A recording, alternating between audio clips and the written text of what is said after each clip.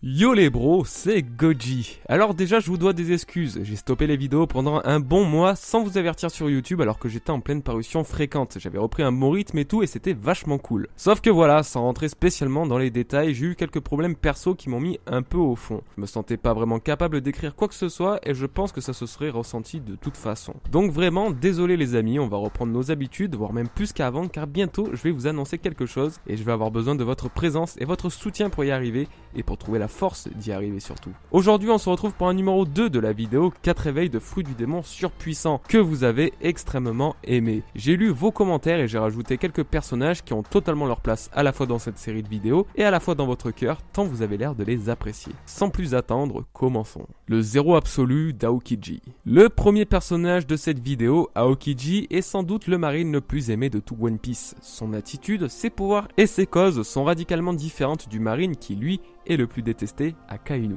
D'ailleurs, ces deux antagonistes se sont déjà affrontés durant la fameuse ellipse, occasionnant des blessures importantes des deux côtés et une fracture au sein de la marine. Et si je vous parle d'Aokiji dans cette vidéo, c'est simplement car ce mec est un combattant hors pair. Bien sûr, on va se focaliser sur les pouvoirs de son fruit du démon dans quelques instants, mais je voulais surtout revenir sur le fait qu'il a été considéré comme le marine le plus puissant lors de sa première mention dans le manga. Alors qu'on pensait tous que c'était clairement Akainu ou même Kizaru qui possédait ce titre, eh ben finalement, Oda n'a pas l'air de cet avis et il nous l'a fait savoir dès le début. Bon, après le fait qu'il perde face à la lave d'Akainu rend le débat un peu plus compliqué, donc on va pas rentrer plus loin dans les détails, mais plutôt se refocaliser sur le fruit du démon d'Aokiji. Quand on y pense, j'aurais pas dû faire cette vidéo sur le fruit du démon de l'eau l'année dernière, car celui d'Aokiji fait carrément le travail et peut-être même encore mieux. Certes, il ne peut neutraliser le pouvoir des autres fruits du démon en leur balançant de l'eau sur la tronche, mais possède malgré tout cette capacité à contrôler l'état de l'eau, ce qui le rend quasiment impossible à noyer. Et quand on sait que la plus grande faiblesse des utilisateurs des fruits du démon est cette fichue flotte, et ben au final, Aokiji est carrément le mec sur qui cette faiblesse ne s'applique pas, et peut au contraire agir comme une force. Et même si ça n'a pas été clairement dit dans le manga, Aokiji a éveillé son fruit sans l'ombre d'un doute. On va prendre un exemple très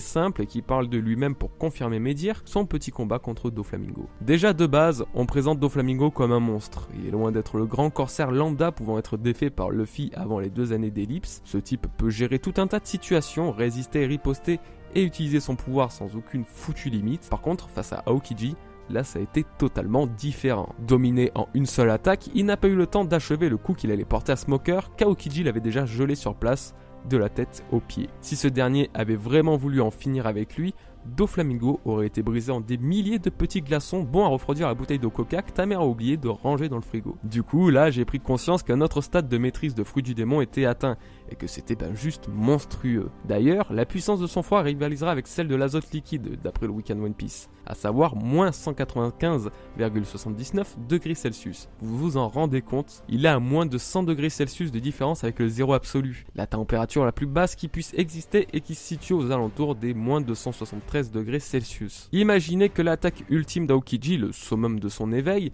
consisterait à réduire la température autour de lui au zéro absolu. Moins de 273 degrés Celsius. Absolument rien n'y résisterait. Aucune forme de vie. Je pense que pour un tel fruit du démon, c'est le stade à atteindre, la température la plus basse possible. De plus, Aokiji ne se repose pas sur ses acquis et a développé de bonnes techniques avec son fruit, que ce soit à distance ou même au corps à corps. Je pense notamment à ses Ice Blocks qui pouvaient geler le monstre Barbe Blanche durant un instant, ou au sabre de glace qu'il invoque. Même s'il ne doit pas rivaliser avec les meilleurs épéistes, ça montre qu'il sait se battre sur tous les fronts. Sa seule faiblesse restera bien évidemment le haki de l'armement, bien heureusement. Mais Aokiji est clairement au top des logias et des fruits du démon actuellement. Il faut absolument pas le sous-estimer. Attendons bien sagement son combat retour contre Akainu, histoire de rigoler un peu, et goûtons à la délicieuse première défaite de la lave face à la glace. Le tout premier éveil de fruits du démon de Crocodile.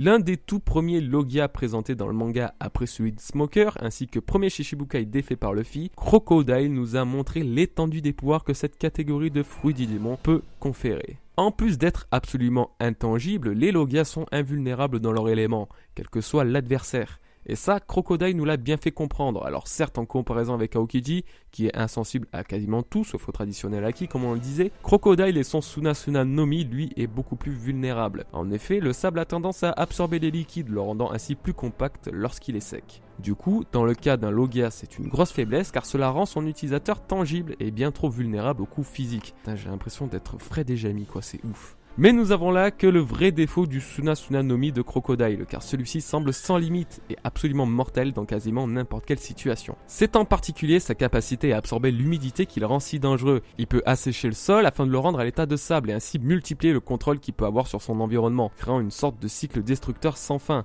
Tout ça des années avant l'éveil de Doflamingo sur Dressrosa. Du coup, Crocodile peut potentiellement vaincre un peu tout le monde, non ? Ben ouais, imaginez de nouveaux pouvoirs développés durant l'ellipse lui permettant, en plus de transformer tout son environnement proche en sable, d'absorber l'eau du corps de tous ceux étant au contact du sable préalablement généré. En gros, foutez-le dans Dressrosa et laissez-lui utiliser son éveil. Alors que Doflamingo aurait transformé le sol et les immeubles en fil pour frapper ses ennemis, Crocodile lui réduirait absolument tout en sable dans son périmètre, et ce sable fraîchement créé drainerait tout l'eau du corps de ceux qui sont en contact avec. Sans déconner, ça serait pas dégueu, non ? Ça reste dans le style du personnage et dans le style des combats actuels tout en nous gratifiant de scènes de gros malades. Puis en sachant que Crocodile est invulnérable dans cet environnement, éveiller son fruit pour transformer absolument tout en sable est vraiment le seul power-up qu'il peut avoir et le plus logique. Puis même lui le disait, il ne se contente pas de posséder les pouvoirs d'un fruit du démon, il veut les maîtriser au maximum. Donc il n'y a aucune raison qu'il n'ait pas un niveau de maîtrise similaire à celui de Doflamingo la prochaine fois qu'on le croise. Les flammes régénératrices de Marco. Marineford a été un arc formidable dans ses scènes et son background. On a pu voir toutes les facettes de la marine et des pirates, faire tomber des masques, mais surtout découvrir des personnages incroyablement puissants et attachants. Ça a été le cas pour Marco, capitaine de la toute première division du défunt Barbe Blanche. Son titre et sa réputation sont égaux à sa force. Il a toujours été en première ligne lors des combats contre les amiraux et autres pointures de la marine, sans jamais se lasser ou se fatiguer. Et pour cause, son fruit du démon est l'un des plus incroyables qui soit, le Zoan mythologique du phénix lui conférant les propriétés extraordinaires de cette créature légendaire. Il peut donc se régénérer quasiment instantanément, le rendant invulnérable à absolument tout, excepté le haki une fois encore. Ce qui rend ce fruit du démon incroyable, c'est sa nature Zoan, lui permettant donc de se transformer en phénix et donc de voler comme bon lui semble, mais aussi et surtout son côté intangible propre au Logia. Tout peut le traverser car il est simplement fait de flammes bleues, qui sont d'ailleurs inoffensives, je tiens à le souligner pour ceux qui ne le savaient pas. Alors que l'éveil de son fruit du démon aurait pu être très simple dans le cas où il s'agirait d'un Zoan normal, ce n'est bien évidemment pas le cas. Oui, car comparé aux Zoan habituels qui s'éveillent en augmentant simplement leur force physique et leur capacité de régénération, il en va de soi que ça sera totalement différent pour Marco. Donc comme je le disais, d'après Crocodile, les effets de l'éveil chez un Zoan se caractérisent par une régénération et une force accrue. Du côté des Paramecia et sûrement même des Logia, l'éveil s'effectuera sur le plan environnemental des éléments du fruit du démon. Mais concernant Marco qui possède deux propriétés de fruit du démon différents réunis en un seul, l'éveil n'en sera que différent lui aussi. Et c'est de cette façon que j'imagine Marco pouvoir utiliser ses capacités de régénération autres qu'à lui-même. Il y a plusieurs options. Je le verrais bien par exemple s'entourer lui et ses alliés de ses flammes bleues et ainsi guérir toutes leurs blessures précédemment subies. Ça reste dans le thème de son fruit du démon et aussi dans celui d'un éveil environnemental d'un autre fruit du démon type Logia. Ou alors, pouvoir ressusciter quelqu'un. Quand on y pense, si un simple Paramecia comme celui de Trafalgar peut conférer un pouvoir tel que la jeunesse éternelle, il me semble logique qu'un Zoan mythologique de l'envergure de celui de Marco puisse au minimum ressusciter une personne. Après, pourquoi n'aurait-il pas utilisé ses pouvoirs à Marineford, vous allez me dire ? C'est une bonne question. Admettons qu'il possède de telles capacités. Barbe Blanche aurait très bien pu le mettre en garde de ne jamais le ressusciter car s'il tombe au combat, c'est simplement son destin. Il aurait trop d'honneur et de fierté pour se faire sauver de la sorte. Donc ouais, ça aurait pu être la condition de l'équipage de Barbe Blanche. Si quiconque tombe au combat, interdiction d'avoir une deuxième chance. Ça rentre bien dans les convictions et la mentalité de l'équipage, donc ça tient relativement bien la route. Dans tous les cas, il est certain que les pouvoirs régénérateurs de Marco seront de nouveau utilisés et que son éveil servira dans un cas très spécial. L'Empereur des Flammes, Ace Sabo. Comment parler d'éveil surpuissant de fruit du démon sans mentionner le Meramera no Mi d'Ace et Sabo ? C'est la première fois que nous voyons un fruit du démon passer d'un personnage à l'autre, excepté pour Barbe Noire, parce que lui, il est moche et ça compte pas. Du coup, c'est super intéressant car nous pouvons comparer la différence de techniques employées et ainsi réellement mesurer la puissance de ce fameux fruit. Par exemple, si vous faites attention, vous pouvez voir qu'Ace utilisait ses pouvoirs quasiment toujours à distance. Il ne devait pas être particulièrement à l'aise avec les techniques au corps à corps, du coup, il se contentait d'invoquer les flammes pour créer une certaine distance entre son adversaire et lui-même. Et dans le cas de Sabo, c'est carrément l'inverse, celui-ci ayant été entraîné par les révolutionnaires et étant de base un combattant au corps à corps hors pair, il préfère utiliser et lier ses nouveaux pouvoirs de feu avec son acquis de l'armement, de façon à améliorer ses coups. Mais du coup, quel effet aurait l'éveil du Meramera no Mi pour correspondre au style des deux combattants ? Certes, Ace est mort, et c'est désormais Sabo et lui seul qui a repris le flambeau du Meramera no Mi, mais un éveil reste normalement propre au fruit du démon, et non à la personne qui l'utilise. Tout comme le zéro absolu d'Aokiji, qui serait le stade ultime de la maîtrise de son fruit du démon, le feu du Meramera no Mi pourrait aussi atteindre un état rendant sa puissance supérieure.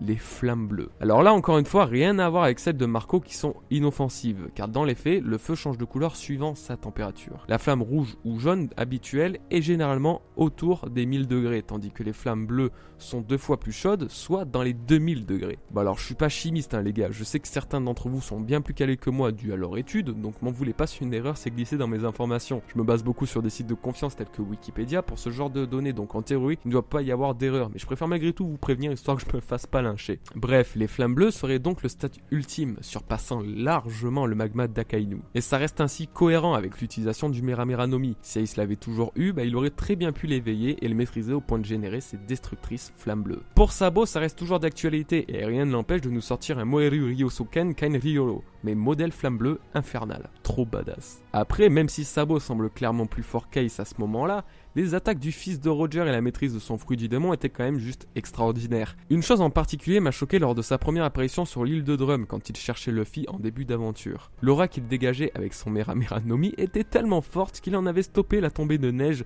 durant son séjour. Alors que pourtant, cette île hivernale n'a jamais connu autre chose que la neige, encore la neige, et toujours la neige. J'ai trouvé ça à la fois vachement intéressant, surprenant et surtout totalement stylé qu'une personne puisse autant agir sur le climat, sans parler de sa technique Hentai générant une boule de feu tout juste 2 fois moins grande qu'une île. Bonne référence au Genki Dama au passage. En tout cas, je me languis de voir l'éveil de fruits que l'on connaît déjà, voir des techniques totalement incroyables, grandioses dans des combats qui le sont tout autant. On va pas se le cacher, il s'agit d'une grosse vidéo de fanboy. Mais au fond, qui s'en fout totalement des combats dans One Piece et ne se concentre que sur l'histoire de base? Tout le monde a déjà eu son petit frisson face au combat de Luffy contre Luffy, ou Barbe Blanche contre la marine. Dire le contraire serait un pur mensonge. Et si les fruits du démon sont finalement les acteurs principaux de ces combats qui nous tiennent tant à cœur, voir leurs évolutions au fil de l'aventure est donc un véritable plaisir. Comme je le disais en début de vidéo, les amis, je vais reprendre un gros rythme sur la chaîne, donc si vous avez des idées de vidéos, de sujets à traiter ou même de choses que vous voulez voir apparaître sur la chaîne, n'hésitez surtout pas à m'en faire part en commentaire. Je me ferai un plaisir de tous les lire et de prendre note de ce que vous voulez voir à l'avenir, même si je ne changerai pas les projets que j'ai actuellement en tête. Je vous invite donc à vous abonner si ce n'est pas déjà fait, de laisser votre meilleur Gomu Gomu no pouce bleu sur cette vidéo si cette vidéo vous a plu, et je vous dis sans aucun doute à jeudi ou vendredi pour la review du chapitre One Piece. Sur ce les amis, à la prochaine, merci à vous de continuer de me suivre, soyez prudents, peace.